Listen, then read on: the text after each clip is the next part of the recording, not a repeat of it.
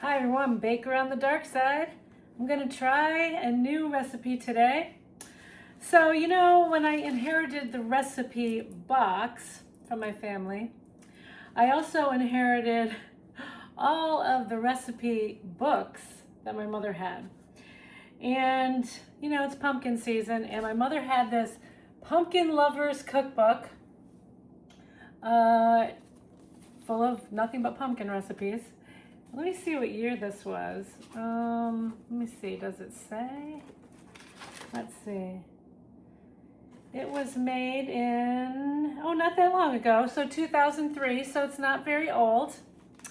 I was looking through the recipes because I had some leftover pumpkin, and I saw that there was something written next to this recipe, Scrumptious Pumpkin Cake. And I had all the ingredients. Now, this recipe makes a 13 by 9. I wanted to make just an 8 by 8, so I have halved this recipe, but you can use the whole recipe. So why not? It's a very simple one. It actually comes from a cake mix. It doesn't give any little story about it where it came from. Sometimes they do in those church books or whatever. So we started with 2 eggs at room temperature. And then it says we are going to mix a 1/4 cup of oil, and I used avocado oil, it's neutral, and a 1/4 cup of milk, I used almond milk. I'm gonna give it a little healthy spin. So I put them both in the same cup, just to save on cups. And we're going to beat the eggs and the avocado oil and the milk together. You could probably use any kind of milk. Milk to me is milk, for the most part. It says that we need 3 tablespoons of sugar. I'm using allulose because the cake mix has sugar. I don't care about adding more sugar, but it says you have to, so I'm going with the allulose because that is the closest to a baking sugar that has no calories. And like I said, there's sugar in the cake mix already in there, just to lessen the calories. Yes, I'm straying from the recipe. Hopefully it'll still be good. All right, so now we've mixed that in. The next thing we're putting in, it says that we are putting in the pumpkin. Okay, so here's my cup of pumpkin. I had it left over. I made some pumpkin bread. You can see that video. And I have some leftovers. Here's what I'll say about cake mixes. It's really hard to mess up a cake mix. You can do a lot of things to a cake mix, and it will usually still turn out. I also think you could do this with a yellow cake mix if you wanted to. All right, so there it is. It's just a pumpkin soup. All right, so now that we've done that, and we've mixed it really well, you can add nuts. I'm not going to. My family doesn't like them, as you know. All right, next we're going to add a 1/2 box of cake mix. I measured this out. So, it was a 13.25, and so I have 1/2 of that. I measured it out on a scale by ounces. So I'm using a German chocolate cake mix because I had 1/2 box of German chocolate cake mix. So we are just breaking all the rules to this recipe. And I also think that the lightened chocolate will probably go better. So there we go. Looks like a cake batter, right? Yep. Okay. So now I'm going to get rid of the whip. And I'm going to add, it says you add 1/2 cup of mini chocolate chips. Now, I do have mini chocolate chips in here, but I also have these, if you haven't had them yet, they're like an oat milk chip, and they're vegan, but they're smaller than the average chip. So a little bigger than a mini chocolate chip. Wait, I'll show you. So that's the difference. Like, see these little chocolate chips in this one? So you can see the difference. They're just a little bit bigger, but that's kind of cool. I like having 2 different sizes in this because then you get a little bit of chocolate no matter what. maybe a big chunk, maybe a little chunk. So it says you add this in. I'm just folding that in. Also, it's pretty hard to overbeat a cake mix by hand. So it says don't overmix, but it would be very hard.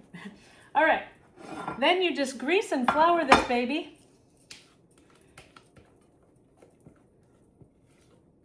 And you put it in your 8x8. If you're making the double, a 13x9. If you want it really thin, you could make it into a jelly roll even. It would cook faster. Same temperature, but it'll cook a lot faster. All right, so there it is. Perfect 8x8. It says we're going to bake it at 350 degrees for 25 to 30 minutes. So not too hard, right? And then we're going to make some kind of frosting. I don't know what yet, but we will. It says whatever you want to frost it with. It also says this is better the next day. We'll see. Hi everyone. So the cake is cooling and I wanted to stay with the theme. So we're looking at the cookbooks that I inherited from my mom. And so I've never seen this before. This very old chocolate binder-like book. 365 great chocolate desserts. Let's see, what year was this one done? The other one was, right, 2003, the pumpkin one was. So let's see what year this one was done. This is older. This is 1991. Wow, the 90s. All right. So I want to do something simple. I wanted to not have something with icky sweetness to it. So this one is just a chocolate glaze, it says. And it says in a microwave bowl, you put in 4 tablespoons of salted butter and 3 tablespoons of honey. And you're going to put that in the microwave for about 1 minute. You're just melting it. So we're going to go do that and I'll come back. All right, so I melted the 4 tablespoons of butter and the honey. And so it's just a soupy, like syrupy, buttery mess. Okay, now it says we are going to add the chocolate. So I'm using semi-sweet chocolate chunks, 3/4 of a cup. I'm gonna dump that in. A dash of salt, so a little, like a dash is whatever your dash is. You can put more or less. And then we're gonna hold off on this. They want you to mix this first before you do this. So I'm gonna hold up the spatula back in case I need it. And I'm gonna use a whip to whip this because you don't want lumps, right? So I'm gonna just whip this. It's kind of like a ganache if you've made a ganache. The base is not heavy cream in this case. It's gonna be the honey and the butter instead of the heavy cream. It said you had to set it aside for room temperature to get it to thicken. I don't know about you, but I mean, it's thick. All right. I don't think you're gonna have to leave it at room temperature for very long. It seems quite thick to me, or maybe just let it melt a little bit more in the microwave. Like I said, I've never made this, but it is really thick. So I'm going to just kind of pop it in the microwave for another 30 seconds, just to kind of like get it a little more melty and get the chocolate fully melted. I'll be back. All right, I did put it in the microwave, and so see, it's like this really thick, glazy. I think it's the right consistency already. It says you have to let it cool. I might have to reheat it a little bit again just to kind of loosen it up because the cake is still hot. I could put it on the cake while it's warm, but I don't really want to make it any thinner. So I put in 1/2 teaspoon of vanilla. It's solid, like you do not have to worry about it. It's very shiny, almost like a mirror glaze without the gelatin. I mean, it's as shiny as a mirror glaze. Just don't want to lose any of this goodness. You would have to double this recipe if you wanted to make a 13 by 9, just so you know. What does this taste like? Let's see.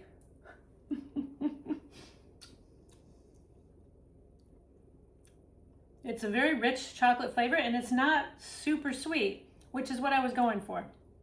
The honey is the sweetener in the chocolate, the dark chocolate. So yeah, this is definitely not too sweet, for sure. So I am waiting for the cake to cool a little bit more.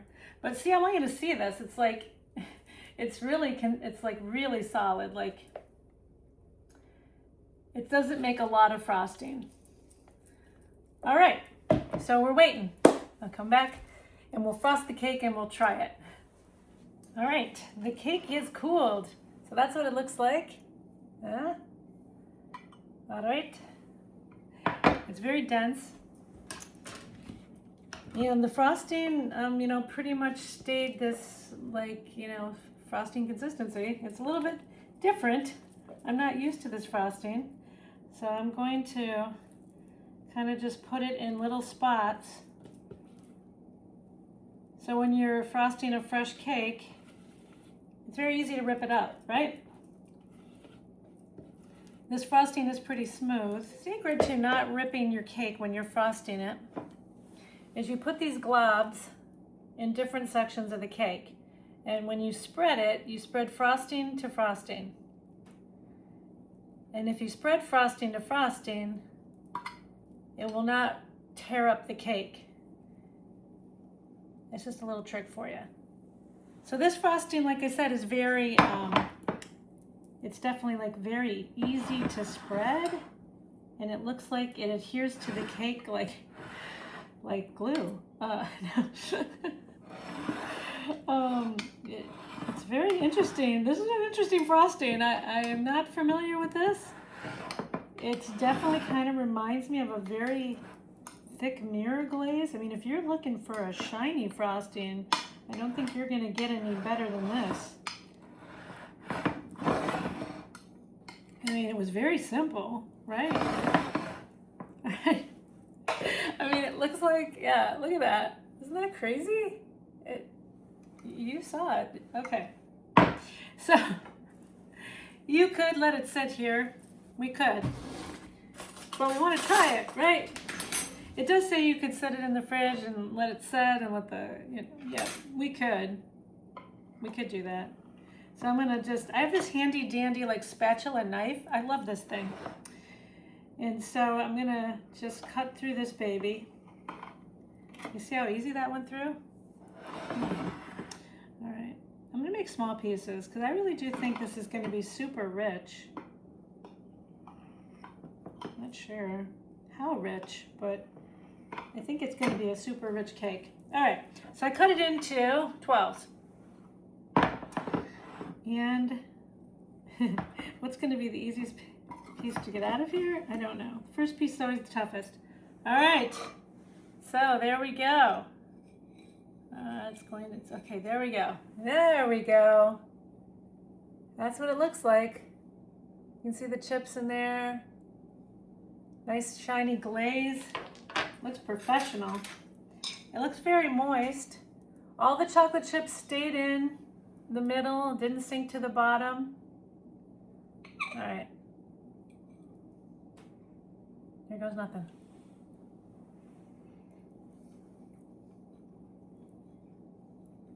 It's, I thought it was gonna be like heavier. I really did think it was gonna be really a heavy cake, but it's not. It's actually light and fluffy, kind of. Maybe because of the pumpkin. Yeah, look at that. I mean, you would think this is a very dense cake. It's great. I mean, it is good. If you're looking for like a little bit of fudgy cake, this would be awesome with ice cream, not gonna lie. And I would prefer to have the nuts in it. That's me. But it's very good. Yeah. I mean, you saw how quick that was? I think we literally popped that thing together in an hour, tops, it took. If you want a quick treat for the kids, for yourself, you just want a little chocolate, yeah. You know what? The pumpkin scrumptious cake from the church wasn't bad. And the frosting was very interesting, but it tastes very fudgy. It's really good. It, like, look at, you can see it kind of dripping now. See that? I mean, yeah. Baker on the dark side. Thanks for watching me unfold one of the family books. Subscribe, have fun with me. I do this every so often.